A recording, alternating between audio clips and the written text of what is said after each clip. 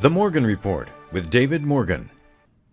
David Morgan with you with the weekly perspective for the week ending 7 December 2018.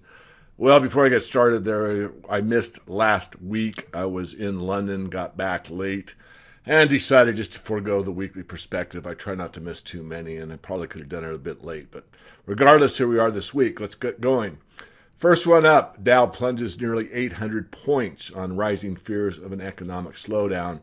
This was published on Tuesday, the 4th of December by CNBC. And it looks to me and many others as if we probably have put a top into the stock market, but it still is in a territory or range that needs to be determined further. This chart from Market Watch, which is interactive, you can see here on 12.3, basically looking at a Dow of about 25,781, where I have this cursor, to the close at the end of the week of 24.5, we'll call it, rounded up slightly. So basically what we saw this week was a decline of over 1,000 points. And this is significant, and especially when you go deeper into the data and realize the advanced decline line, which is a fancy term for saying a heck of a lot more losers than winners, selling off on big volume. Anything that you know as a professional or a sophisticated investor points to the fact that the stock market is showing quite a bit of weakness here, and again, most likely over time to the downside. Lots of talk about Deutsche Bank, which has been in and out of the financial press, and especially the alternative financial press, such as this one. Deutsche Bank may be the cause of the next global crisis. This was an interview done by Greg Hunter with Bill Black. And if you haven't listened to the interview, I suggest you do. It's up to you, obviously. But there are all kinds of systemic risks surrounding Deutsche Bank because their tentacles, as shown in this diagram, go everywhere. Basically, according to Mr. Black, and I agree, it's basically a criminal enterprise. So lots to worry about in the banking sector, but I wouldn't put too much fear. It's not about fear. It's about reality, and it's about what you've done personally or professionally to extradite yourself from the repercussions that could take place. Obviously, the best place to go is to have a position in precious metals, and you don't have to go overboard to have a position that will protect you under almost any circumstances going forward from a financial perspective. Moving on to the auto sector, I hardly do one of these every week without getting at least one article up from Zero Hedge. Ford to announce 25,000 job cuts, from Morgan Stanley. There are other articles out there, one about GM, General Motors, being Carmageddon. They take off on Armageddon. I will shout out to Dave at X22 Report. I think he was the first, or one of the first, to point out what many of us continue to point out about the amount of auto manufacturing going on in the United States and how there was channel stuffing going on. Channel stuffing is a slang term that means these cars leave the factories. It looks good. It's a sale from their perspective or their accounting methodology. But all these cars do is take up space on lots at car dealers. And I travel quite a bit, as anyone that's listened to me or followed me for very long knows. I see many cities in the United States and worldwide. And I've seen channel stuffing across the United States. And even in foreign countries, I've noticed there doesn't seem to be as many new cars on the road as I've seen in past years. I was in Europe recently, and what I noted was a fair amount of Mercedes. And what's interesting is the Uber driver was explaining to me the reason you see so many Mercedes is that they can't sell them, but they got a great lease program. So everybody's leasing them. Now, whether or not that's true or not, I have one data point. The point I want to make, and I thought about it before doing this video, is that it's similar to the housing market. A housing market or a real estate market, broader perspective, if you have a rental property and you were going to sell that house and you're going to sell it at today's mortgage rate, and the payment for someone buying that house was $2,000 per month, but yet you can only rent it for, let's say, $1,300 per month, then there's something really drastically wrong, because what that really means is that it's overpriced. And there are probably some real estate investors that are going to argue with me. You can, go ahead. The point I want to make is it's similar to the auto industry, that if you can't afford the car at this price, well, we'll discount it to you and we'll let you rent the car on a monthly or really an annual basis. Coming back to real estate, if the real estate market was adjusted properly to the wage earner, people that wanted to buy homes, basically they would be available at the cost perspective of the people that were making the earnings. So I didn't say that very well. So someone out there working for a living that could afford a mortgage of $1,300 a month should be able to find a house at $1,300 a month.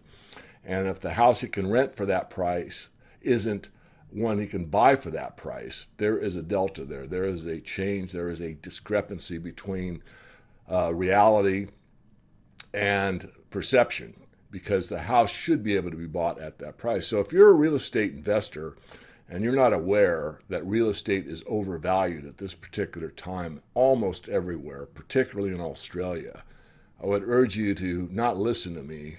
Do your own research, take your own evaluation, and look, every case is different. I mean, there's people out there that have rental properties, and the example I'm using, maybe their mortgage was $800 per month 10 years ago or 20 years ago. The house or apartment building's paid off, or the warehouse or whatever. And certainly they're in a much different position than in today's world. All I'm suggesting for your consideration is the hard numbers and whether or not an asset, and all assets go undervalued, fair valued, or overvalued. You want to know where you are. Stocks, still overvalued. Gold, still undervalued. Real estate, most places, overvalued. Just the reality. And every week I try to give you the top news from an alternative perspective, but back it all up. I try to include the bond market, the stock market, the energy market, usually something on cryptos, and then gold and silver. We're on energy right now. This is from my friend Steve St. Angelo from SRS Rocco Report. Won't read the whole article. Very important to understand. It begins rapidly falling oil prices first, guts tar sands, then shale oil. Talks about the Canadian government curtailing their tar sands. The price paid for tar sands oil has fallen a stunning 77% from its peak just 2 months ago. That's the key. You can read that part of it. And then he goes on to say, what does this mean for shale? The U.S. shale industry is in deep trouble as 75% of the companies are still suffering from negative free cash flow. While I've written about this many times, meaning Steve, one of my readers sent me the following article by Arstad Energy. More than 75% of dedicated U.S. shale oil companies keep reporting CapEx in excess of CFO. Essentially, the market is still not convinced that a typical shale oil energy and producer is able to grow in a self-sourced manner, as more than 75% of dedicated U.S. shale oil companies keep reporting CapEx figures in excess of cash flow from operating activities. In other words, they're misreporting really what they're able to do. They don't have a cash flow that sustains an ongoing business model. And this is true. You can look in the numbers yourself. Most won't dig that far, but if you do, you'll find out that that is a true statement.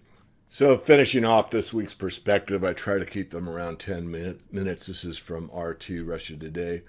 Online gold sales soar 400% as cryptocurrencies plunge. So we've had a bond market that's gone inverted, which portends a recession ahead, a stock market that's most likely topped. We have had a pretty big decimation in the crypto world. Bitcoin fell off the 6,000-ish layer and has moved down into the 4,000-ish layer. And there is a lot of talk about what's further ahead. I'm just going to now go to this article. Amidst a huge sell-off of the cryptocurrency market, for the gold is picking up. Sales jumped five-fold Tuesday as one of Europe's largest online dealers stated. According to CoinInvest director Dale Marburger, the company sold almost 30 kilograms of gold worth $1.2 million in the spot market. So that's just one data point, but it is interesting. The other part that I find interesting, and I haven't done enough research to comment yet, is where the asset-backed, or more specifically precious metals-backed cryptocurrencies are in this whole scheme of things. Are they getting more interest? Are they ignored? Are they following the general trend of all cryptos? And really not sure, but I will be looking at that and reporting on it in further updates on these weekly perspectives. And on to gold. This is from Kitco. I could have picked several articles. This one was pretty succinct. After nearing a 5-month high on Friday, gold analysts are optimistic that this positive momentum will be carried through to next week as markets scour for hints as the Federal Reserve's future monetary policy outlook. Gold prices had a great trading week, closing in the green on Friday after touching the highest level of $1,254.30 an ounce for the first time since July 17th. The February COMEX futures were last trading at $1,254.20, up 0.85% on the day. Certainly gold, not backed up as much by silver, have started to move up. On volume, things look good. It's a seasonality. It used to be very reliable, meaning usually in the last quarter or near the end of the last quarter of every year, gold and silver, platinum, palladium as well would start to move up into January, usually last to January, February, and halfway through March. That's going back several years. In the last 7 years, where we've had pretty much a down market, a lot of the trading has gone to the last trading day of the year and printed the low for the year on those days. However, this year it looks like the momentum is up. I do expect a good movement for the metals into and through January as a minimum. And then palladium has been the spotlight. We were lucky enough or good enough to get in on the palladium market early and had pretty good profits. And knowing that January is usually the high, especially for the white metals, platinum, palladium, which I used to trade avidly on that seasonality, I sold palladium into the rally of January of this year, which obviously with 2020 hindsight, I could have done better. I could be holding it still. I'm not. Some people that are subscribers probably are still holding or sold part or didn't. I don't know. But what I do know is that taking a profit's not a bad thing. But palladium is actually, in my view, starting to get overvalued. There are others that say not. I do think that there's an opportunity for a spread trade coming up, but I wouldn't get on it until the market proves the trend. That's the way, I've traded for years. So I'll wrap it up. Let my passion create your wealth. If you're not a member of the free Morgan Report, sign up at themorganreport.com. There's a free weekly update like this the Friday, Saturday, Sunday of every week. Once in a while I miss, like last week. And in addition to that, consider a subscription to the Morgan Report on the website. You can use the pull-down window and see the opportunity on our sales page, what a full subscription will do to benefit your pocketbook, your wealth, to help preserve it and build it. Until next week, remember, there's nothing more powerful than the truth. Stay up to date on everything in the global economy, the currency crisis, cryptocurrencies, and the hard asset sectors such as gold and silver. Sign up for our free weekly perspective updates at themorganreport.com. While you are there, be sure to check out our membership services where you can get expert trading recommendations and read analysis for just $50 per month. The Morgan Report is a world-class publication aimed at helping you secure your financial independence, regardless of the economic outlook. It's the knowledge you need to protect and grow your wealth.